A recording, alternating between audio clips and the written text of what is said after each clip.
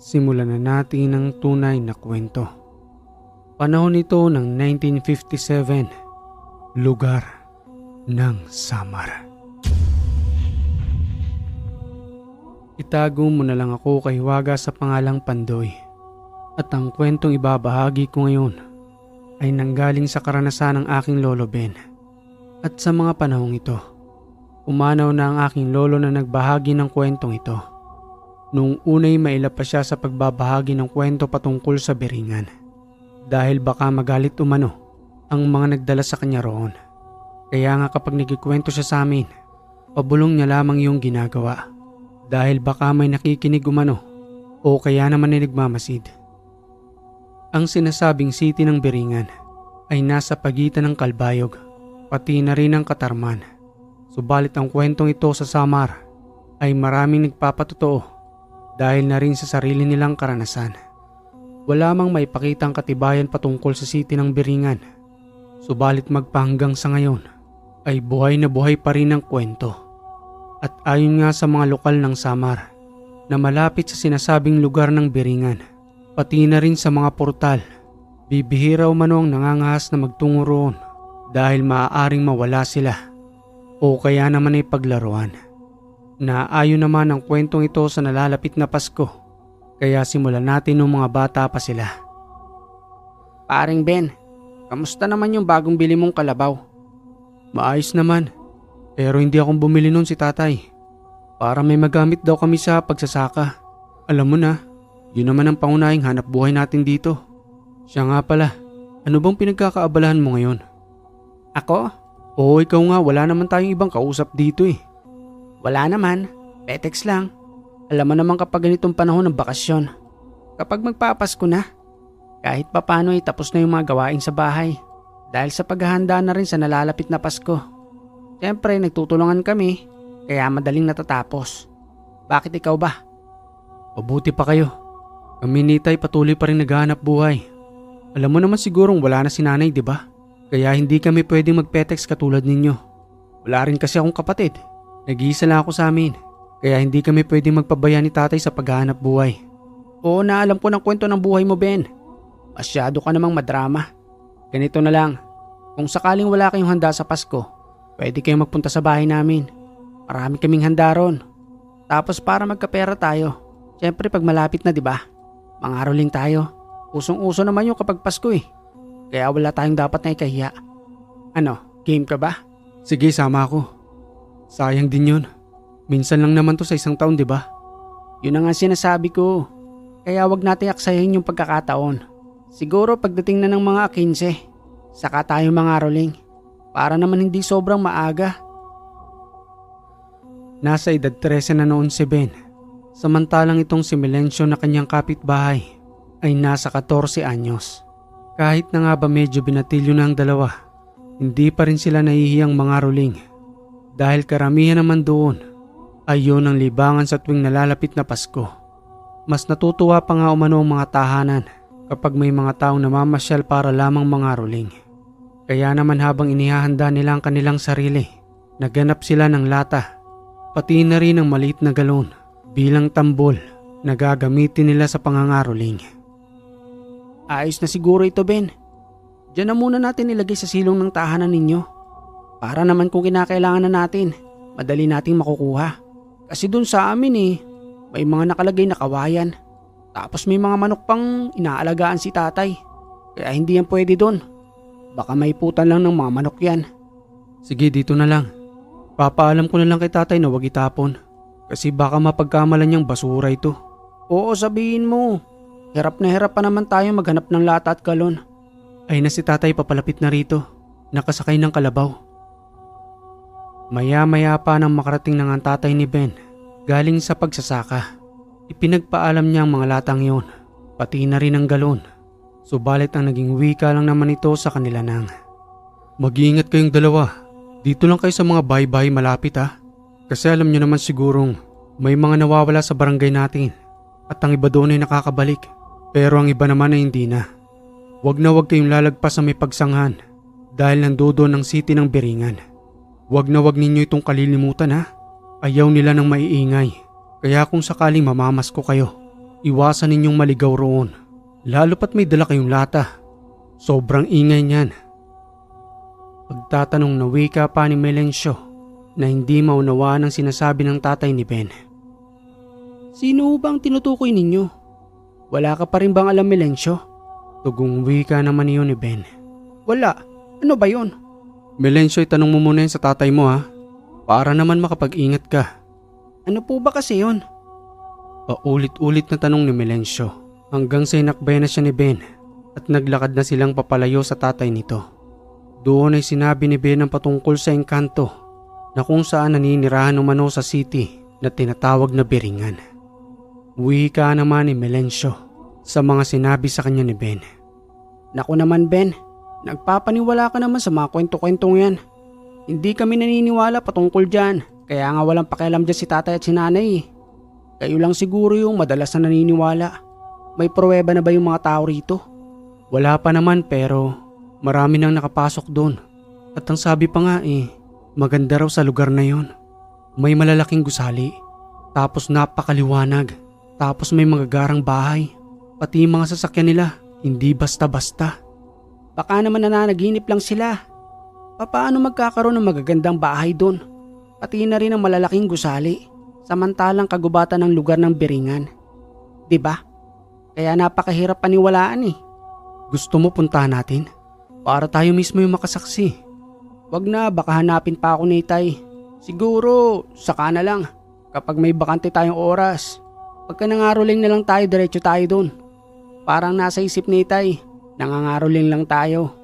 Hindi sila basta-basta maghanap sa atin, di ba? Tama. Galing mo talaga, Melencio, pagdating sa kalukuhan. Siyempre, para mawala na rin yung haka-haka sa isipan natin.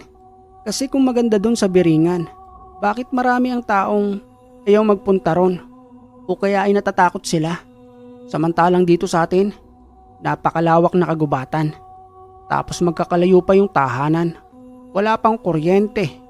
Kaya kung maliwanag dun sa Biringan, ibig sabihin mas maganda dun. Yun na nga rin ang iniisip ko Bakit pinagbabawalan nila tayo magpunta ron? Kung napakaganda naman pala ng lugar na yun, di ba? Basta sige, hanapin natin yon. Huwag ka na magpapaalam sa tatay mo na pupunta tayo ron ha. Siguradong hindi tayo papayagan. Kanina pa nga lang Sobra-sobra na yung pagsasabi sa atin. Na wag raw tayong maliligaw ron. Kasi baka hindi na tayo makabalik. Oo na. Alam mo, matagal ko na rin gustong puntahan yun. Magmula pa nung sabihin sa akin yun ni Tay. Pero dahil may kasama na ako, matutunghayan na natin kung ano nga ba yung sinasabing Biringan.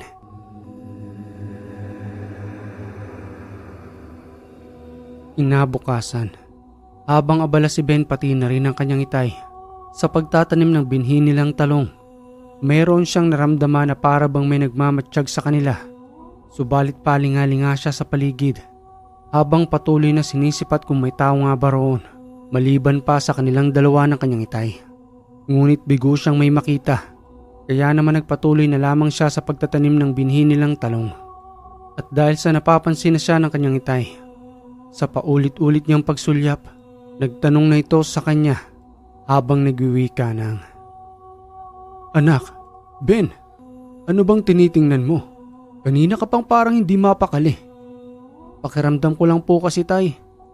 Para bang may nagmamatsyag sa atin. Hindi ko lang po alam kung sigurado ako ha. Pero yun po yung pakiramdam ko Tingnan mo nga yung tinatanim mo. Hindi na pantay ang pagkakalagay ng binhi. Pasensya na po Tay. Magmula lang po kasi nang binanggit nyo sa akin ang patungkol sa Biringan. Para bang pakiramdam ko Tay. Kahit sa pagtulog ko sa gabi, may nakatingin sa akin. Tapos nananaginip akong may lalaking nakaitim sa tabi ko habang nakahiga ako. Ay naku anak, pasensya ka na ha. Natakot ka tuloy sa mga sinabi ko patungkol doon. Pati sa panaginip mo binabangungot ka na. Katang isip lang naman sigurong lahat ng yun. At yung mga nawawala rito sa atin sa barangay, baka naman naglehas lang, tapos nagtungo sa ibang lugar. O kaya naman ay nagtanan. Siguro Tay, baka ganun nga lang ho. Pero Tay, paano kung totoo? Tapos makapunta ako dun. Papayagan niyo ho kaya akong manirahan dun? Anak naman, dalawa na nga lang tayo magkasama rito. Iiwanan mo pa ba ako? Ay nako, kung sakaling pupunta ka ron, Siyempre sasama na ako para naman doon na tayo manirahan. Pabirong wika yun ng tatay ni Ben na kunwaring sumasang-ayon sa kanyang anak na magtungo sa biringan. Dagdag pa nga umano na biro nito na baka kung sakaling may magandang babae pa roon na maaaring niya pang mapangasawa para naman daw magkaroon na siya ng nanay dahil matagal na rin ang panahon na nakalipas ng pumanaw ang kanyang inay. At nang dahil doon, nagtawanan na lamang ang dalawa patungkol sa napag-uusapan nilang biringan. Sambit na wika pa ni Ben habang pinagbubuti ang pagtatanim ng binhi. Si tatay talaga, kahit kailan palabiro pa rin kayo. Siguro dyan nyo napasagot si nanay dinaan nyo sa biro. Wala ka bang tiwala sa tatay mo anak? Ang nanay mong may gusto sa akin, kaya syempre, di na tayo nagpakipot pa. Sinagot ko ng nanay mo. Matapos ang ikalawang birong iyon ng kanyang itay, bahagyang gumalaw ang mga dahon ng puno. Kahit na nga ba walang malakas na hangin sa mga oras na yon, hanggang sa sabay silang napahinto sa pagtatanim at napatingin sa paligid. Itay, napansin nyo rin po ba yon? Gumalaw ang dahon ng mga puno. Kahit naman tahimik at walang malakas na hangin, nakakapagtaka lang ho. Tugong wika naman ang kanyang itay habang muling kumuha ng mga binhi at saka nagtanim. Bilisan na natin anak ang pagtatanim. Huwag mo nang pansinin. Baka hangin lang talaga yon na hindi lang natin naramdaman. Hindi ho tay. Huwag ka nang magsalita Ben. Tapusin na natin ang pagtatanim para naman maaga tayong makauwi. Pinigilan na siya ng kanyang itay na huwag nang magsasalita patungkol sa biringan. Hanggang sa maya-maya pa'y natapos na nila ang pagtatanim at nang makauwi na nga sila sa tahanan. Pagpatak ng 7:00 ng gabi, matapos nilang kumain ng gabihan, sumama ang pakiramdam nitong si Ben habang inaapoy ng lagnat. Madali itong pumasok sa loob ng kanyang silid. Napansin naman iyon ng kanyang itay hanggang sa lumapit ito sa kanya. Sambit na wika pa nga nito kay Ben habang may daladalang basang tuwalya. Anak Ben, napakabilis namang tumaas ng lagnat mo. Kanina lang nasa maayos ka namang kalagayan . Tugong wika naman ni Ben habang patuloy na nanlalamig at nanghihina ang kanyang katawan. Oo nga po tay, hindi ko rin po alam kung bakit. Baka po kulang lang ito sa pahinga. May gamot po ba tayo dyan tay? Para naman po mabilis akong gumaling at makatulong pa ako sa inyo sa pagtatanim bukas. Huwag mo nang isipin ng pagtulong sa akin. Saglit lang at bibili na ako sa tindahan anak ha. May barya pa yata ako sa bag ko. Sige po itay, nanlalamig na po kasi talaga ako. Sa paglabas ng kanyang itay sa kanilang tahanan, may malakas na hangin na pumapasok sa kanilang silungan na nanggagaling sa masukal na kagubatan. At dahil nga ang kanilang sahig ay yari lamang sa kawayan, ramdam na ramdam ni Ben ang pagpasok ng malamig na hangin. Hanggang sa maya-maya pa, may nagbukas ng kanilang pintuan hanggang sa kumalabog ito. At ang inaakala ni Ben na ang kanyang tatay nang nandoon, tawag siya ng tawag sa kanyang tatay Romy habang nagwiwika ng, Tatay Romy, ikaw na po ba yung nandyan sa may pintuan? Pahingi na po ako ng gamot tay, para po makatulog na ako. Isang mahinahong boses ang kanyang narinig, subalit hindi yun boses ng kanyang itay, ang lalaking nananatili sa may pintuan. Sambit na wika pa nga nito sa kanya, subalit hindi niya naman maaninag ang mukha ng lalaki. Hindi gamot ang kailangan mo. Sumama ka sa akin. Pupunta tayo sa isang magandang syudad. At doon, ni isa sa amin ay walang nagkakasakit. May magarang tahanan at magandang pamumuhay. Hindi mo na kailangan magtanim ng kahit na ano paman. Napakapayapa ng lugar at may masasarap na pagkain. Sino ka ho ba? Nasaan na po ang itay ko? At saka hindi ako sasama sa'yo. Hindi naman kita kilala. Maya-maya ay dumating ang kanyang itay. Kumuha ng tubig sa may kusina at saka pumasok sa silid ni Ben. Dinatnan pa umano ng kanyang itay itong si Ben habang nagsasalita na animoy may kinakausap. Hindi ako sasama sa'yo. Hindi kita kilala eh. Umalis ka na nga dyan. Anak Ben, andito na si tatay. May dala na akong gamot para sa'yo. Madaling pinainom ng gamot si Ben Subalit hindi kaagad ito nakatulog. Bahagya iyong binantayan ng kanyang itay Romy sa kadahilanang palingon-lingon ito sa kanyang silid na para bang may nakikitang ibang tao roon na nagbabantay din sa kanya. Pabulong na wika pa umano ni Tatay Romy habang pinagmamasda ng kanyang anak. Paano kaya kung tumawag na ako ng albularyo para mapatingnan ko na itong si Ben? Kasi napapansin kong para na siyang nagdidelirio dahil na rin sa taas ng kanyang lagnat. At sa pagkakataong iyon, muling lumabas ang kanyang itay sa kanilang tahanan. Madali siyang nagtungo sa tahanan ni Mang Andres na isang albularyo hanggang sa makalipas ang ilang minuto. Kasama niya nang nakabalik ang albularyo roon at madaling tiningnan nitong si Ben. Wika pa nga ng matandang albularyo habang isinasagawa ang ritual sa pagtingin kay Ben. Nako Romy, ang anak mong itong si Ben ay nagugustuhan ng isang engkanto na nanggaling pa mismo sa Biringan. Kanina lamang ay nandito siya at nang maramdamang papalapit ako, umalis na siya rito. Biringan ho? Nagulat si Tatay Romy sa mga sinabi ng albularyo at hindi niya alam ang gagawin sa kadahilan ng kinatatakutan ng lugar na yon, lalong-lalo na noong panahon. Tuluyan raw kasing maraming nawawala roon at dinadala sa kanilang kaharian sa tuwing may natitipuhan ng mga engkanto. Kaya naman habang ginagamot ng albularyo itong si Ben, naalala ni Tatay Romy na pinag-uusapan nga pala nila kanina ang patungkol sa Biringan na pinagbabawal namang banggitin sa kanilang lugar sa kadahilan ng maaari ka talagang dalahin ito, lalong-lalo na kung pagtatawanan ng kanilang syudad.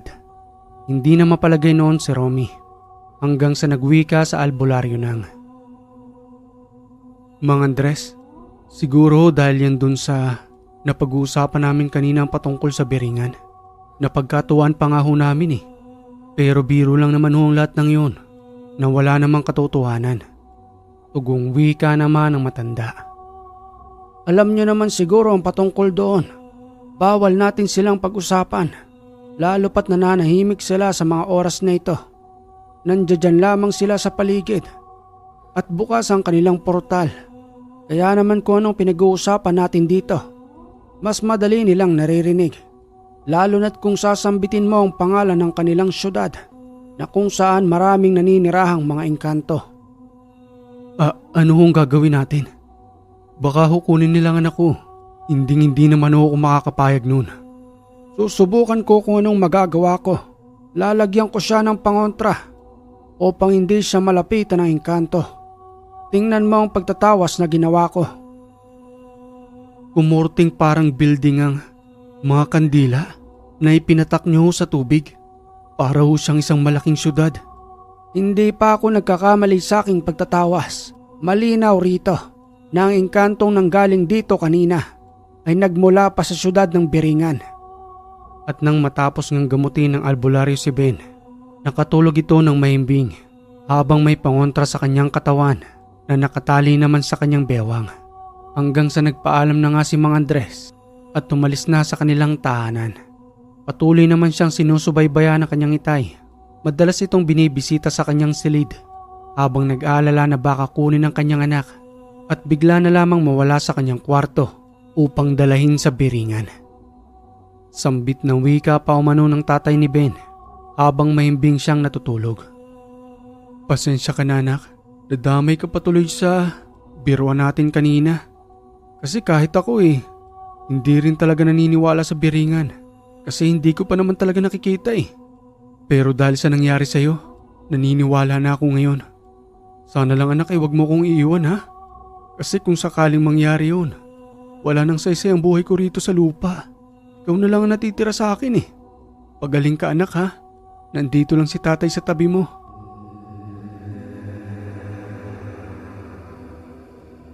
Inabukasan ng umaga, pangsamantalang hindi nakakapagsaka si Tatay Romy dahil na rin sa pagbabantay kay Ben. Hanggang sa maya-maya pa, dumating ang kapitbahay nitong si Melencio na kaibigan naman ni Ben. Sambit na wika pa nga nito kay Tatay Romy habang nagtatanong. Tatay Romy, nasa na po si Ben? Bakit po parang hindi siya lumalabas ngayon? Ano po bang ginagawa niya? May lagnat si Ben kahapon pa. Puntahan mo na lamang doon sa kanyang silid para naman may makausap siya. Ganoon po ba? Kaya po pala hindi ko siya nakikita. Sige po, Tatay Romy, pasok na po ako ha. Sige lang, Melencio. Pagkarating ni Melencio sa kwarto ni Ben, mahimbing pa rin ang kanyang pagkakatulog, subalit wala na itong lagnat. Pinagmamasdan niya ang kulay ni Ben na para bang namumutla ito, pati na rin ang kanyang labi. Oy Ben, gumising ka na nga dyan. Tama na yung kaartehan mo. Alalahanin mong mga ngaruling pa tayo. Ilang araw na lang oh. Dapat ay gumaling ka na. Maya-maya pa'y gumalaw si Ben matapos makapagsalita ni Melencio. Dahan-dahan itong minulat ang kanyang mga mata hanggang sa magsalita nang. Oh, andito ka pala, Melencio. Ano namang ginagawa mo sa bahay namin? Siyempre naman kinakamusta ka. Ang sabi sa akin ni Tatay Romy, may lagnat ka nga raw. Ano ba kasing nangyari sa'yo? Siguro kung saan-saan ka na naman nagsusuot ano. Naghanap ka na naman yata ng gagamba sa gubat. Tapos hindi mo ako sinama. Gagamba? Wala na akong oras para dyan, Melencio. Pagtulong kay tatay na ang ginagawa ko. Lalo na yung pagtatanim ng binihin ng talong. Patuloy pa rin nanghihina sa mga oras na yun si Ben. At pabalik-balik ang kanyang lagnat na mawawala ito ng ilang oras. Subalit maya-maya lamang ay muling bumabalik ang kanyang lagnat. Sa ilang oras na pananatili doon ni Melencio, napansin niyang giniginaw na naman si Ben na inaapoy na naman ang lagnat. Dali-dali niyang tinawag si Tatay Romy na sa mga oras na yun ay nagluluto ng lugaw. Sambit na wika pa nga nito nang, Tatay Romy, si Ben po, inaapoy na naman ang lagnat. Baka po meron pa kayong gamot dyan. Kahit ako na po magpapainom sa kanya. Ay naku, wala na kaming gamot, Melencio. Pero baka makakahiram ako sa tindahan ni Aling Bella. Bantayan mo muna si Ben ha? Sige po, Tatay Romy. Ako na pong bahala kay Ben. Nagmamadaling nagtungo si Romy sa tindahan ni Aling Bella. At sa kanyang pagdating nga roon, nakiusap itong makahiram ng gamot upang may mapahinom kay Ben. Oh Romy, bakit nagmamadali ka naman? Ano bang nangyari? Kamusta na ba ang kalagayan ni Ben? Pabalik-balik pa rin ang lagnat ni Ben. Aling Bella, sa ngayon ho kasi ay gipit pa ho kami. Maaari ho ba akong makahiram ng gamot? Mga 3 piraso na ho siguro. Para hindi na ako pabalik-balik rito. Pero kapag namunga na ho yung mga talong na itinanim namin, babayaran ko ho kagad kayo, Aling Bella. Walang problema yun sa akin, Romy. Hindi na kayo iba sa aking mag-ama. O sige, heto. Magmadali ka na't bumalik ka na roon. Ipainom mo na yan kay Ben. Para naman gumanda na ang kanyang pakiramdam. Marami yung salamat, Aling Bella. Nagmamadaling bumalik si Romy sa kanilang tahanan. Dala-dala ang gamot na kanyang nahiram.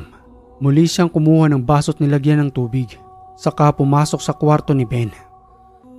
Wika pa niya kay Melencio habang iniaabot ang gamot, pati na rin ang basong may tubig. Melencio, eto na ang gamot oh. Ipainom mo na kay Ben. Sige po, Tatay Romy. Ako na pong bahala. Siya nga pala, Melencio. Wala pang laman ng sikmura ni Ben. Kukuha lang ako ng niluto kong lugaw para mapakain natin. Madaling kumuha si Tatay Romy ng lugaw. Nilagyan niya ito ng asukal at saka hinalo. Sinubuan niya muna si Ben hanggang sa painumin na nga ng gamot ni Melencio. Oy Ben, uminom ka ng gamot ha. Halika ta, alalayan kita. Para naman gumaling ka na kaagad. Kasi mga ngaruling pa tayo. Sayang ang araw. Imbis na kumikita na tayo ngayon, pag nagkataon nakahilata ka pa rin dito. Sambit na wika naman ni Ben habang nangihina pa rin ang kanyang katawan. Ang dami mo namang sinasabi, Melencio. Painumin mo na lang ako ng gamot. Nakakarindi na yung boses mo eh. Aba, magpasalamat ka pa sa akin. Kasi dinadalaw kita rito. Huwag mong hintayin kalawangin na yung lata dun sa ilalim ng silong ninyo. Bago ka gumaling, yun ang gagamitin natin sa pangangaruling, di ba? Kaya magpagaling ka na kaagad. Pasalamat ka nga may mabait kang kaibigan. Oo na, Melencio. Alam ko na yun. Ang pait naman ng gamot na ito, Melencio. Huwag ka na nga mag-inarte dyan. Lunukin mo na lang at sabayan mo ng tubig para hindi mo masyadong malasahan. O paano ba yan, Ben? Uuwi na muna siguro ako. Baka kasi hanapin na rin ako ni tatay at nanay. Dapat bukas magaling ka na. Huwag mo kasing masyadong ibibi ang lagnat mo. Hindi ka niyan lulubayan kapag lalong mas nag-inarte ka. Maya-maya'y umalis na nga si Melencio. Hanggang sa kinahaponan, nang unti-unti nang dumidilim ang paligid, pinalitan ng damit ni Tatay Romy si Ben. Sa kadahilan ng pinagpawisan na ito at pinunasan na rin ng basang tuwalya ang buong katawan. Subalit nagulat siya sa mga sinabi sa kanya ni Ben patungkol sa nasabing biringan. Pabulong na wika pa nga ni Tunang. Tatay, kanina po nang nakatulog ako, nagpakita po uli siya sa akin. At sa ikalawang pagkakataon pong iyon, namukhaan ko na po siya. Napakatangos po ng kanyang ilong at napakaamo ng kanyang mukha. May magara ho siyang kasuotan at mayroon din po siyang katangkaran. Maputi rin po ang kanyang balat, pero wala pong uwang yung kanyang labi. Yung sa may tapat po ng ating ilong, isang straight lang po yun. Hindi po katulad natin na mayroong nakauwang. Pero para din po siyang tao, tay. Wala po siyang pinagkaiba sa atin. Tugong wika pa ng kanyang itay. Anak, huwag kang sasama sa kanya ha. Kahit ano pang sabihin niya sa'yo, huwag na huwag kang maniniwala. Baka nililinlang ka lang niya. Karugtong na wika pa ni Ben habang isinasalaysay ang mga sinabi sa kanya ng engkanto na nagpakilala sa pangalang Marlon. Ang sabi niya pa po sa akin, tay, maganda raw ho sa kanilang syudad. Hindi ho tulad dito na maliliit ang tahanan at hirap ang pamumuhay. Mapayapa umano sa kanila, tay, at ibibigay niya raw ho ang lahat ng gusto ko. Kahit ano pa raw ho ang hilingin ko sa kanya. Wala raw ho kasi siyang anak. Kaya kung maaari daw ho na doon na ako manirahan sa kanila. Tugon naman ang kanyang itay habang pinagpapawisan sa mga sinabi sa kanya ni Ben. Yun naman ang hindi maaari, anak.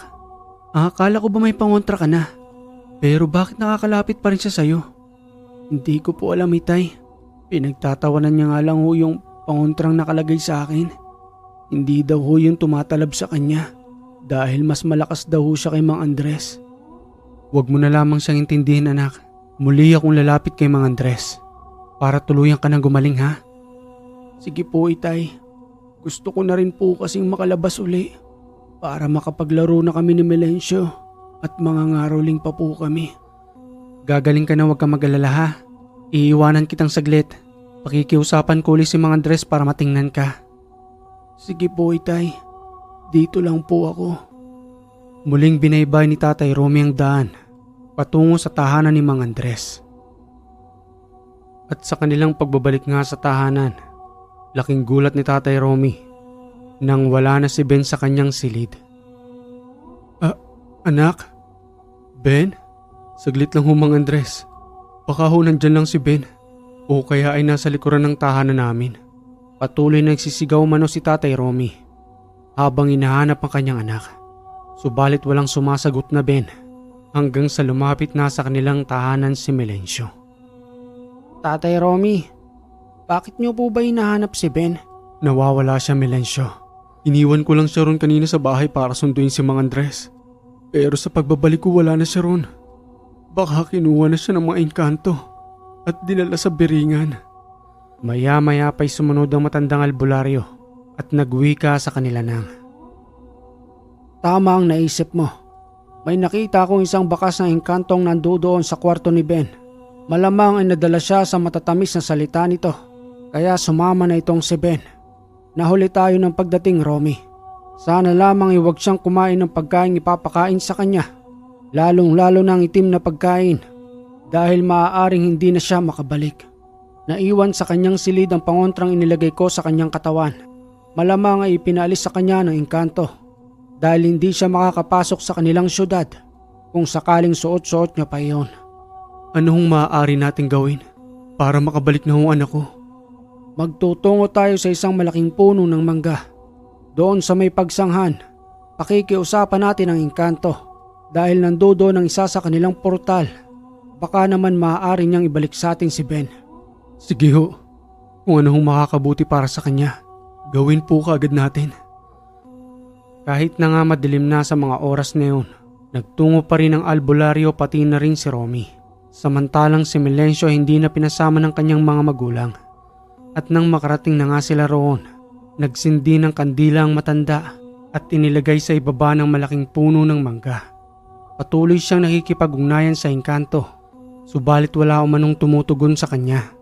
Nagpatuloy ang matanda sa kanyang pagdarasal hanggang sa may makausap itong diwata na nagbabantay sa portal na iyon. Sambit na wika pa umano sa albularyo habang kinakausap niya ito. Pabayaan niyo na siya. Nakapasok na sa aming kaharian. Bibihira ang nagkakaroon ng pagkakataon na makapasok sa aming syudad. Dahil na rin sa pilila mga binibigyan ng pagkakataon. Ayaw niyo ba nun? Magkakaroon siya ng magandang pamumuhay na araw-araw may kasiyahan at walang kagutuman. Hindi maaari ang gusto ninyo. Magkaiba tayo ng mundo. Mga tao kami at kayo ay elemento. Hindi ba mahirap intindihin niyon? Tama ka sa sinabi mo, Manong Albularyo. Pero pabayaan natin ang bata. Kung pipiliin niya pa ba ang mundo ninyo o ang mundo namin na walang humpay ang kasiyahan. Sa mga oras na yun ay walang nagawa si Mang Andres. Kahit na nga ba isa siyang albularyo, hindi umano sapat ang kanyang kakayanan upang kalabanin ng mga yun. Kaya naman kinausap niya na lamang si Romy patungkol kay Ben. Pasensya ka na, Romy. Hindi ako katulad ng ibang malalakas na albularyo. Kaya ang payo ko na lamang sa iyo, sana'y hindi kainin ni Ben ang itim na pagkaing inaalok sa kanya upang muli siyang makabalik rito. Maghintay na lamang tayo at sana naman maalala ni Ben ang mga payo natin sa kanya.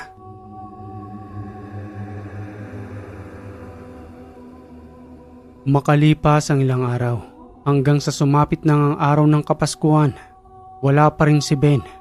Habang matyagang naghihintay naman ang kanyang itay kung kailan nga ba siya babalik.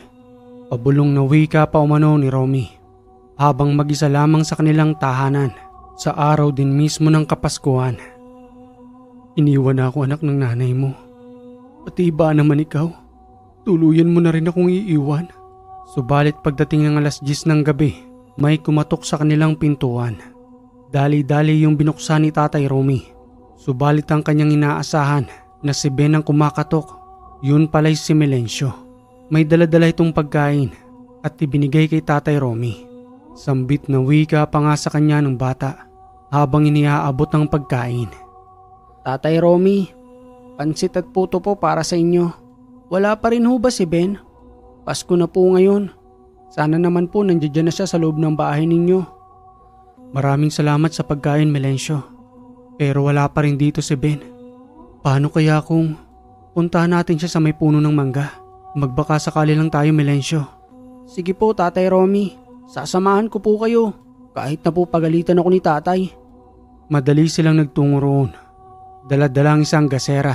Subalit habang papalapit pa lamang sila sa puno ng mangga, nakakaramdam na sila ng kilabot sa kanilang mga braso na para bang may mga nagmamasid sa kanila roon na hindi naman nila makita.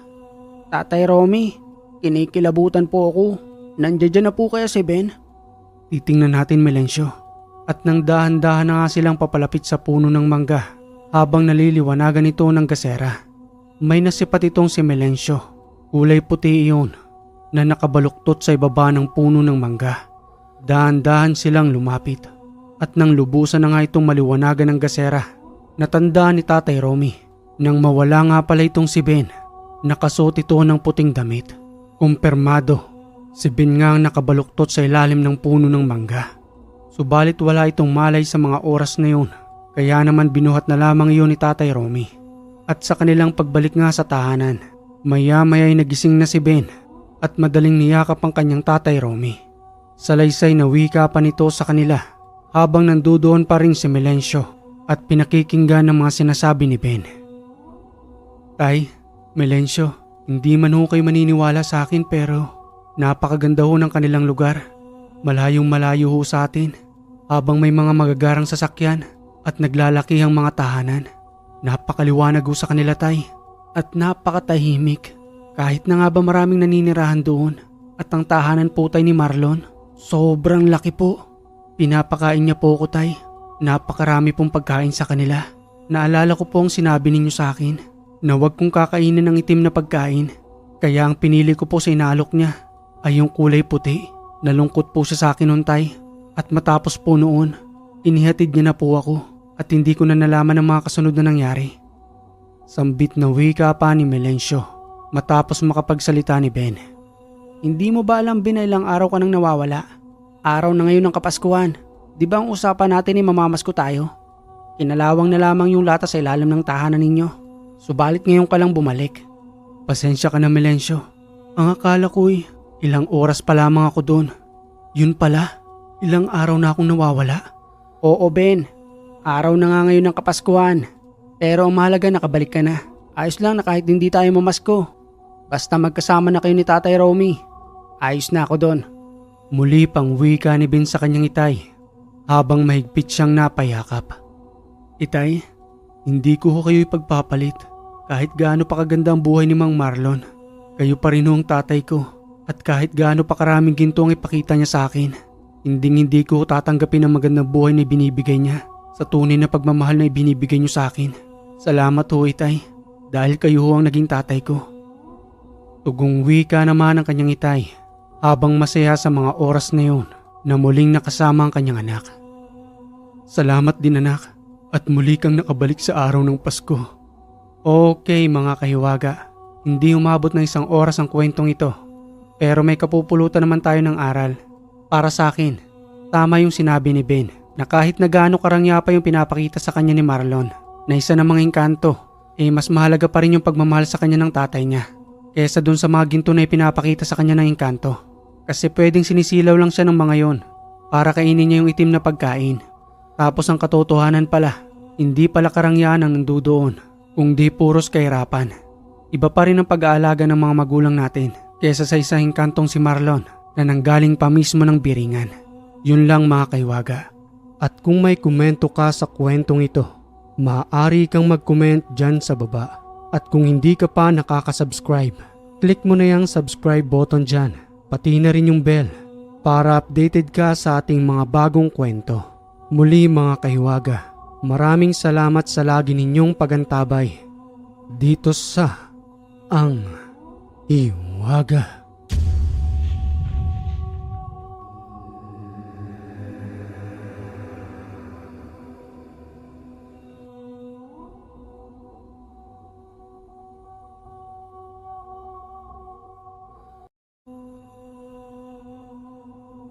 Simulan na natin ang tunay na